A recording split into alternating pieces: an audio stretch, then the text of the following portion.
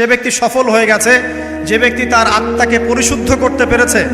ওয়াকাদ খাবা মান দাসাহা, যে ব্যক্তি আত্মাকে পরিশুদ্ধ করতে পারে নাই সে ব্যক্তি ধ্বংস হয়ে গেছে। কিভাবে পরিশুদ্ধ করবেন? তিনটা হাদিস আপনাকে আগে শোনাই।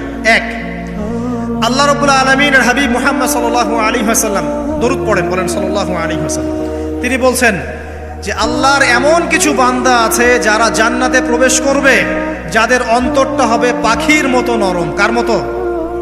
পাখির মতো। একটা হাদিস শুনলেন।